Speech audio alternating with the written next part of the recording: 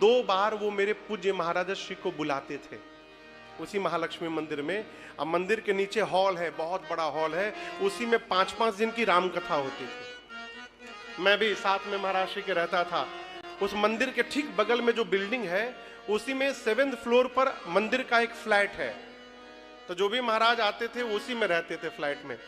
मैं भी घर नहीं रहता था, महाराज श्री के साथ वहीं रहता था फ्लैट में।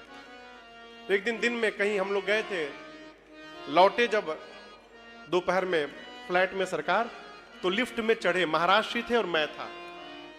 उसी 7th फ्लोर का किसी फ्लैट का एक आदमी अपने 8 साल के बेटे को लेकर चढ़ गया लिफ्ट में।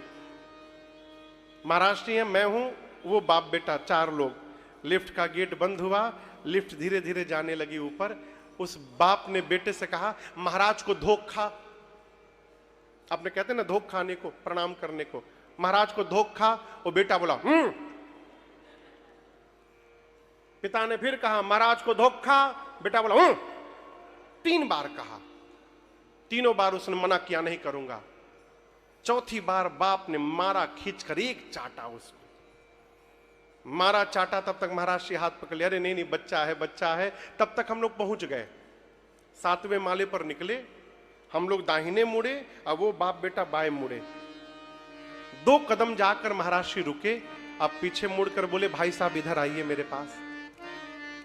बेटे को लेकर आए। जी महाराज। बोले, आपने अपने बेटे को 3 बार कहा मुझे प्रणाम करो, इसने प्रणाम नहीं किया। चौथी बार तुमने इसको मार दिया।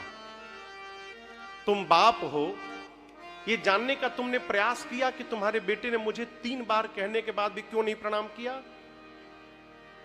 बोला, नहीं महाराज।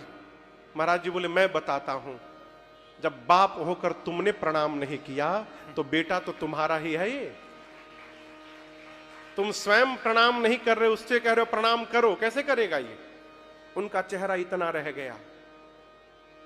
राम जी सीता जी से और लक्ष्मण जी से ये नहीं बोले कि आप दंडवत करिए, राम जी स्वयं उतरे। उतरे राम देव सरी देख। राम जी स्वयं उतरकर प्रभु दंडवत किए और भगवान को दंडवत करते देख तुरंत पीछे से लखन सचिव सिया उतरे, उतर कर किए प्रणाम। भगवान के प्रणाम करने के बाद सचिव यानी सुमंत जी, लक्ष्मण जी और सीता मैया उतरे और इन तीनों ने प्रणाम किया। भगवान पीछे मुड़कर